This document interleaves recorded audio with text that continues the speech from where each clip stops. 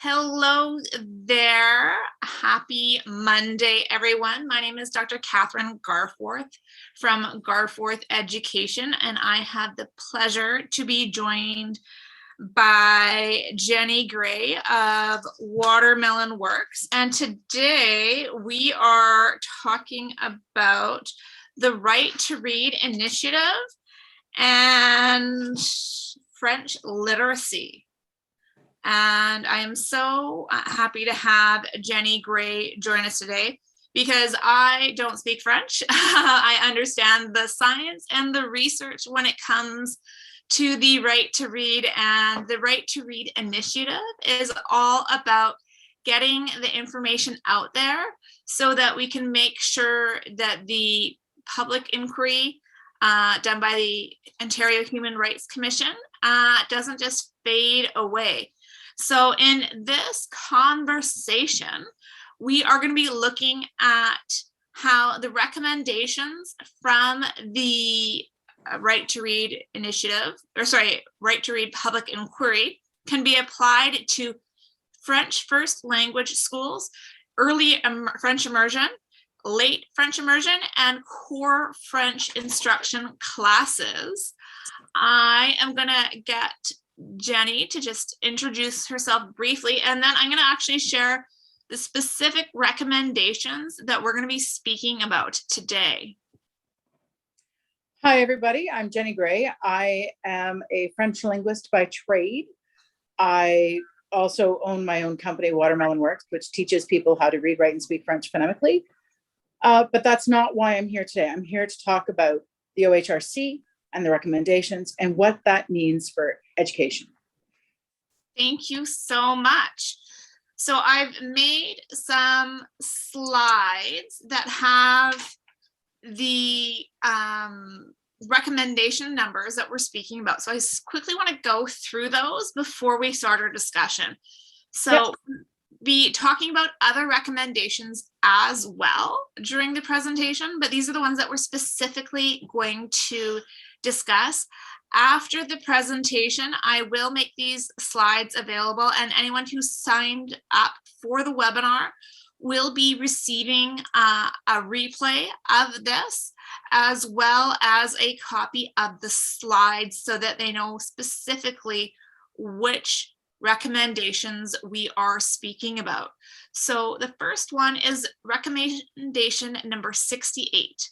The ministry should provide stable, enveloped yearly funding for evidence-based reading interventions in word reading accuracy and fluency. Number 69, the ministry should work with external experts to mandate the standardized evidence-based interventions in word reading accuracy and fluency. The ministry and external experts should select appropriate early interventions for kindergarten to grade 1 and later interventions for grade 2 and onwards that are evidence-based and that school boards must choose from to implement. Make sure the interventions are systematic, explicit programs in phonics instructions and building, decoding, and word reading accuracy and fluency. Early interventions should target the foundational skills of phonemic awareness, letter sound knowledge, decoding, and word reading accuracy and fluency. Later interventions should include more advanced orthographic patterns, syllables, and morphemes. Make sure there are sufficient Tier 1 class programs in these foundational reading skills that prevent later reading difficulties and that are used for whole class instructions. Set out the steps necessary to effectively implement these programs within individual schools and boards. These should include the necessary resources, funds, comprehensive, sustained, and John-embedded training and ongoing support. Set up a process to make sure the list of approved reading interventions undergoes a periodic review to ensure that it reflects the latest scientific research and the interventions being used are shown to be effective in the data collected by the boards. I think I'm just gonna flash them on the screen instead of reading them all, because you can go back and reference them. We're going to look at number 70, 71, 72, 73, and 74. So I think if we just mainly first start off by speaking broadly about the importance of making sure that our students build that foundation in the phonemic awareness and the phonics of any language system, especially when they are phoneme-based spelling system, so a phonetic spelling system. The students need to understand that words are made up of sounds, and those individual speech sounds or phonemes are specifically tied to graphemes or letters. And a grapheme doesn't just have to be one letter, because French and English both have more phonemes than they do graphemes. So that our alphabet has 26 letters, but there are more sounds that we are representing than just 26. So there are occasions where we have to use more than one letter to represent a sound. So those can be considered digraphs, trigraphs, quadraphs.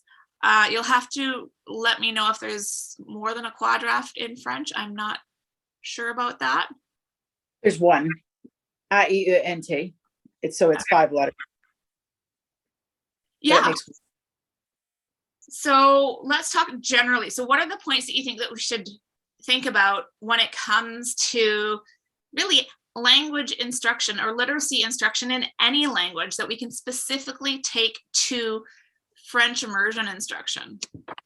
Well, when you start off with things like the Scarborough Reading Rope, right, it talks about, there's 2 branches. So one is word recognition and one is language comprehension.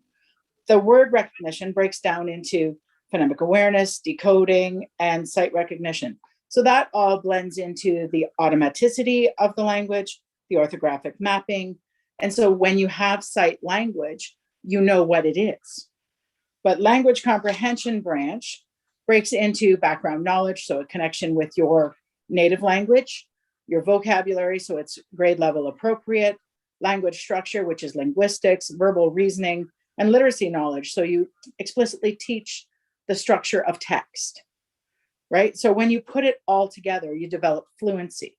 So in other words, when you read a word, you can identify the sound symbol relationship. And in order to write a word, you are able to identify this. The first one, to read a word, you have the symbol sound relationship. And to write a word, you have the sound symbol relationship. So they go hand in hand. So you should always teach sounds and letters at the same time. Whether you teach the sound first and then the symbol, or the symbol and the sound, they go together. It's a blend. The best universal design for learning is a blend of phonemic awareness and phonics. So you see the word, hear the word, touch the word. And the more you engage your senses, or the more you engage manipulation to build the words, the more automaticity and orthographic mapping develop. So it's very essential for the building blocks of language. The national, go ahead. Sure. One thing, so orthographic mapping refers to making it so that the student or the individual is able to identify the word within a fraction of a second. So they're no longer having to decode or sound out the word, figure out what the word says. They've got it, so it's just like that. So that's our goal for everyone in reading instruction, regardless of the language that they speak or the way that they are taught. And the research that we know has shown that orthographic mapping is something that happens in all the languages that we read. So we want to do everything that we can to facilitate the transition from decoding words in French to having them orthographically mapped, so the student doesn't put any effort into reading them, so that then they can focus on the comprehension side of the equation, because ultimately our goal for any reading instruction is to have it so that they can read fluently and understand what they're reading, because we're going to expect them to learn from what they're reading. Absolutely. So the National Reading Panel states that the best method incorporates explicit instruction and phonemic awareness, explicit and systematic phonics, so letter sounds. You improve the fluency, you teach vocabulary, and you teach reading comprehension. So those are the big 5 that they focus on. But the Ontario government in 2002 formed the Ontario Expert Panel report, and they say that the research shows that a systematic and explicit phonics is the most effective way to develop a child's ability to identify words in print. So the Ontario government has known since 2002 that's the best way. The Rose report in the UK states that high quality systematic phonics means teaching the phoneme-grapheme correspondences, skills of blending, segmenting words into sound, which will develop fluency, automaticity, and orthographic mapping. So everywhere people have already determined what is the best course of action. We need to implement that. And in 2008, the Canadian Language and Literacy Research Network also stated, regardless of the child's starting point, all students can benefit from high quality instruction focused on phonics. So what to teach is phonological and phonemic awareness. So it's a critical skill for any language to advance a child's ability to decode and encode a language. So they can read, so they can spell, so they can speak. Alphabetic principle is essential, so they know their letters and their names and the sounds. Phonics, so it's a grapheme-phoneme correspondence. And advanced word study, which really incorporates morphology. So when you see silent letters in French, it's not really just a silent letter. That's part of the morphological code, right? So you need that letter in that combination to prove what that means. Because in print, if you see a, e, and te, you know it makes one sound, but that's the code right there to identify that it's third person plural and a specific verb tense, which happens to be the imperfect. So I want to define explicit instruction because I think some people don't really know what that means. I mean, for a while, I didn't know what that meant. And then I went, okay, I know what this is. So it's teaching a skill directly and supporting that skill until it is mastered. Okay, systematic approach or systematic method means teaching the whole system from the easiest to the most difficult concept. So that way they get all the pieces they need. It gives the student time to grow from knowledge to automaticity. It increases confidence, encoding, and fluency. It is suggested in the early grades to spend 90 minutes daily on literacy, where 30 minutes of that 90-minute block is focused on phonemic awareness, phonics, decoding in connected text. So let's move on to how this relates to French language. Yeah, French literature. and I think the important thing to highlight is in Canada, there are basically 4 streams for students to learn the French language. And we need to alter our approach for each of these because they're coming in with a different skill set at the level of instruction. And the goal of instruction is a little bit different, right? And the way that we approach it needs to take those into account. So you can't assume that the same program, you're not going to get a scripted program that works for all of these scenarios. You have to take into account the skills that must be taught and how we should focus on them. Absolutely. So when you're talking about French language, whether you're in French first language, immersion, or core, French is French. The linguistics of the language does not change. Okay? But in French, let's talk about French first language first. So they have a prior knowledge of vocabulary. They come with some phonemic awareness, They can focus on reading instruction, so they have some decoding, some encoding skills, but they need to be explicit and systematic phonics and morphology. That has to be taught, because when they're little, just because they know how to say some sounds, that's because it's like teaching English. You learn sounds, you learn how to speak before you learn how to read and write. So they come with some knowledge, but you have to put it together for them. So you have to explicitly teach, okay, these letters make this sound, right? Yeah. So teaching French by a francophone is like teaching English by an anglophone in a logical manner, right? So the intervention piece should be where the child is at, right? So then if you go over to immersion, you can either have early immersion. So this is based on the whole kind of country. Oh, sorry. Right. So when we're looking at the French first language students, because they can comprehend the language, they have the phonemic awareness, and they are aware of, at least they should be, otherwise they should be seeing additional services for speech and language pathology. If they don't have that unconscious awareness of the phonemes in French, it's a language they likely have been hearing since birth, so they can discriminate between the sounds, whereas a non-native speaker of French might not have the subtleties, for example, or not the ability to pronounce them, like the rolling of the R, which we don't have in English, and it is there in other languages, but it can be difficult for some students to pronounce.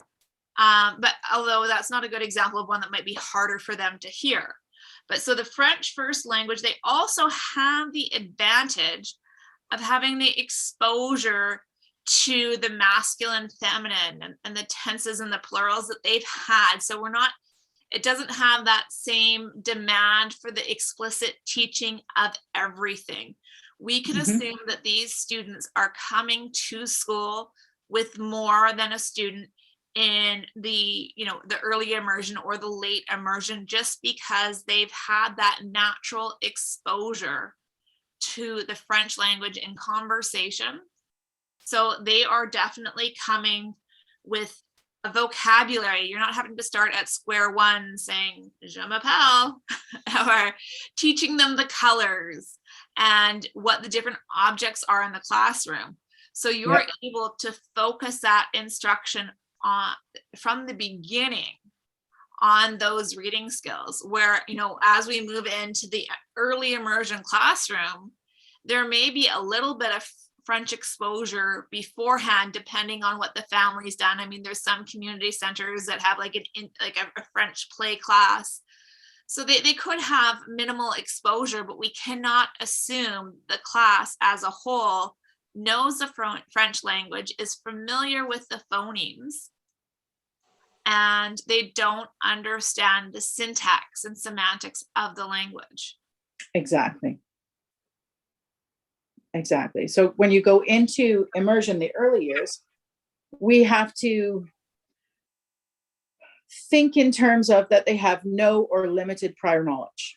We have to think that there's minimal language support at home. And we have to, I know in my area, there's very limited language support at home because it is a French minority where I am, right?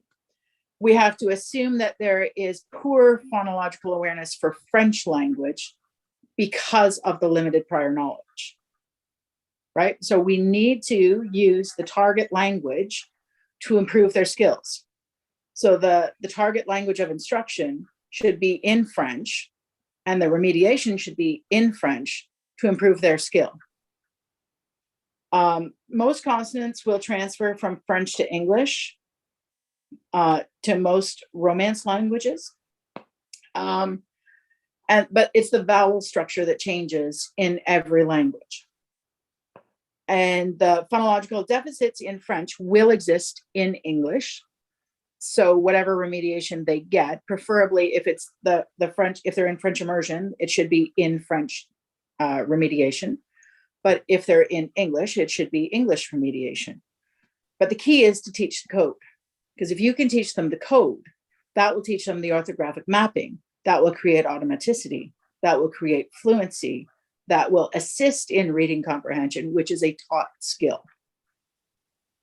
Right? So it is it's very important to use decodable texts that correspond with the phonics lesson. So that way they understand what is being taught, why it's being taught, and how it sounds. And decodable texts are texts that are controlled for the vocabulary and the language to try and make sure that the vast majority of words in the text that they're reading have the grapheme phoneme correspondences that they've been taught. At the beginning, it's very difficult to ensure that absolutely every single word in the book is one that they will be able to phonetically decode. Yep. But those are things that can be pre-taught before you start working on reading the book. Yeah, exactly. So for late immersion, that's more like grade 6 to grade 8 throughout the country. But it's a hit the ground running approach, right? So you're expected that your English code is explicit and automatic in the consonants, but it's a crash course for French and the subtleties of the vowel structures. So we have to assume, well, not assume, we have to go into it thinking that they have no or limited language prior, or they have poor French phonological awareness due to a limited exposure. And they may have some reading and writing exposure from core French if they're switching over from the public system into immersion, right? So we need to separate the phonics instruction from other reading instructions so it is explicit for the child going in, so they can again learn the spelling patterns, the decoding, the segmenting, the blending, so they can build automaticity, orthographic mapping, and fluency. So it's the endings, they need to understand how the morphology works. So the endings change based on masculine, feminine, and that the adjectives change based on masculine, feminine, and placement in words. So they learn semantics or syntax. And you have to scaffold the phonemes, so they learn it from the easiest phonemes to the most difficult phonemes, so it's easier for them to build automaticity. Exactly. And at this point, we can hopefully assume that their phonemic awareness is, at least in English, should be pretty well established by the time that they're going into those intermediate grades and switching over to an immersion program. So there is the transferability of skills. So if you have phonemic awareness and phonological awareness in English, that skill is going to transfer to French. You just need to highlight the phonemes that are not in English. And there's also the tonal aspect that we get with the accents that we don't have in English. Yep.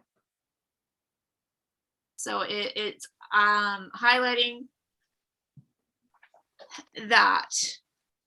And again, like you said, the consonants should be down from the English. I mean, you're going to have to highlight that the letter H doesn't represent the sound in French. Absolutely. But you also highlight the soft G, hard G. They're the same in French and English. The soft C, hard C, same in French and English. The C with a C is different, so you have to explicitly teach the C. You have to explicitly teach the CH is sh in French. Rarely is it a k sound. I think there's only one word that I can think of. And the QU doesn't say qu, it says k. Yeah, so it's all about doing this, but because of the skills that they have in English, we're not spending that same 30-minute a day chunk every day on the explicit phonics instructions. These can be mini lessons throughout the day, because in the immersion, you are immersing them in the French language. Mm-hmm. And these opportunities are going to come up. So you should explicitly teach these skills, but then use the teachable moments throughout the day where you can say, oh, remember that whatever the word that comes up and the differences in French and English, and highlight those, saying, okay, well, so if this is an English word, we pronounce it this way. But because of X, Y, and Z, it's pronounced this way in French. Yep. And sorry, I'm just double checking my notes. Let's quickly mention that with French, there are 18 different vowel phonemes. So like English, yep, there are more vowel phonemes than vowel letters. Absolutely. And we can't just assume.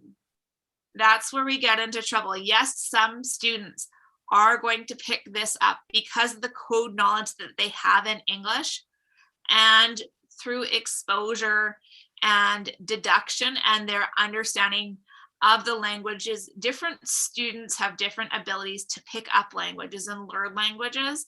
And yep, some students can do this at a lot easier than other students just through the instructions that you get in class. But you have to remember, you're going to have those students that still require the explicit instruction, and not assume that they're just going to pick it up on their own. Now, exactly, drawing attention to these throughout the day is not going to harm your students that have picked it up. It's just going to serve as a reinforcer. And you're not spending 2 hours on one grapheme phoneme relationship, right? The grapheme phoneme correspondences. You are making sure that they have the knowledge that they need to progress. So let's move on to core French. Now, core French is when students have it as a subject, yes, in addition to their English, and they're not doing core French to become fluent in the language quickly. No. Right? So we need to take a different approach, understanding that a lot of the focus, especially in the beginning, is the oral communication and getting it so that you can have, a conversation in French fairly quickly in the lesson without the same focus on the reading side of things. Absolutely. There's a lot of oral-based language that needs to happen. So you build vocabulary, so they build sounds in words so they understand how they work, so you eliminate fossilization of errors, right? Because if they can see it, say it, hear it properly right off the hop, there's less issues later. So you do a lot of oral practice, you do a lot of repeat after me, sentence starters with the kids, but it's very good, it's very effective when you do that, right? Because in core French, you have basically 40 minutes a day, sometimes anywhere from 3 to 5 days a week only. Like sometimes it's just down to 3. And you have to cover the 4 strands of lire, dire, écrire, et comprendre. So FSL is designed to teach to the majority, for the most part, because of restraints. And the restraints of time limits, the restraints of some kids are pulled from French class for reading and intervention in English, right? So there's a lot of variables that happen in your French class in core French. They need to be intentionally taught explicitly the phonics structure or the code. So it's grammar in action or teachable moments, like you said, and you need to highlight the phonics as you go. Because when you do that, it changes their perspective. It makes them realize that AI says A here, but the minute it touches another vowel or another consonant or any kind of letter, any other symbol, it changes its sound. Right? So it's got to be purposeful. It's got to be intentional. It's got to be direct, explicit instruction. And if as a teacher, you're not comfortable with it, because not everyone is, right? If you're not comfortable, then you need to look for a program or a person or a mentor, right? To assist you in your journey. And there are programs out there that can assist you to make you sound just as fluent or more fluent. So when you're teaching the children, they don't realize that you're not as fluent, and you learn together. And sometimes that's the best way to learn. So it works. Exactly. But if you're looking at the ministry French curriculum, it is already 2 strands of the curriculum since 2013 to be explicit letter sound knowledge. Yeah, and I know we wanted to highlight that it is possible to teach the phonemic awareness in the phonics, but it has to be very intentional because of the limited time that you have. Absolutely. You need to take those teachable moments and make as much, or take advantage of them as much as we can because of that limited time that we have. And yeah, definitely highlighting that we need to analyze our comfort, right? Because in the teacher education programs, if you are in an English teacher education program, there's very minimal time focused on teaching French. And a lot of these teachers may just have French from high school, or an introductory French course from university that doesn't focus on the explicit teaching nature. So it's important that we make sure the professional development is there, which was one of the recommendations that we were saying in the course, to make sure that the teachers have access to the appropriate material that's going to help support them. Absolutely. And draw their attentions to the syntax and semantics of the language as a reminder, and also making sure that they can be aware of the different grapheme, phoneme correspondences and the morphology of the language. Because it's one thing, I mean, it's been said several times in the English side of things, that you kind of forget how hard it is to learn how to read, right? And all the effort, especially if you're someone that reading came to fairly easily, and remembering how you were taught to read in a language, unless it's something that was difficult for you, it may not have registered in that conscious level of instruction for you. So that trying to explain how it happens can be difficult, especially if you're not particularly comfortable with the language. Absolutely. Absolutely. Reading came fairly fluid for me, but for some members of my family, not so much. So when they would write letters, my mom would explain to us that you need to read it out loud, read it how it sounds, and you'll understand what he's saying. So, and that's always resonated with me when I'm teaching reading to any of the students I've had for the last 24 years, is read it out loud. Does that make sense to you? Because even though you may not understand it when it's in print, right? Like, because you're going to read it, because you're taking all your effort to decode the word, that you're missing the meaning. Because a lot of kids, if you can just read it to them, they're going, oh, well, that's what that means. I know what I'm talking about. But it's because they're spending less energy to decode when you read it to them. But you make them read it so they learn to decode. Yeah. Right? Or you manipulate letter cards and teach them how to do the letter sounds. Because that's the key, is teach the code. Definitely. And it's important, because without the code, they're guessing. Absolutely. And when they're guessing, they're not going to have that same ability to orthographically map the word. So it becomes an unconscious thing. They just see it and know it. And, when we're looking, especially at, the core French and the materials that they're using, the first thing that you're typically working on is a lot of vocabulary instruction, and you're naming the different objects in the classroom. So, there are pictures that are very typically obvious. Yeah. Know what it's talking about. So while you may be able to say the word, you may know that it's un crayon. Well, that's not a very good example because English spelling is works. But tableau, Yep. right?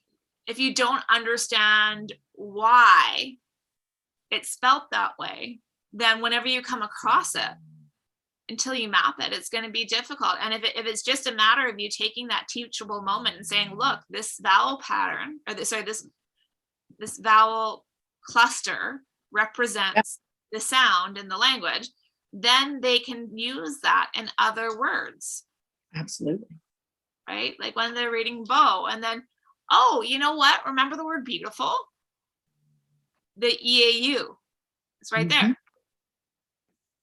And making those connections so they can cement it to knowledge they always have or already. Absolutely.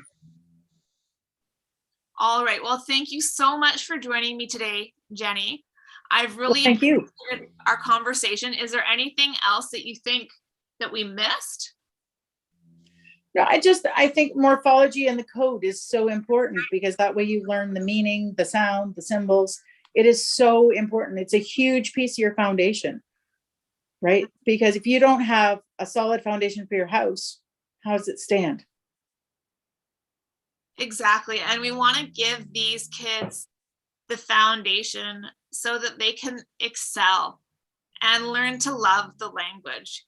Because if they're not getting the code and they're faced by all this frustration and they don't understand it, they're not going to have that chance to enjoy it and excel in it. Or to enjoy anything they do, because you need reading for every aspect of your life. Exactly.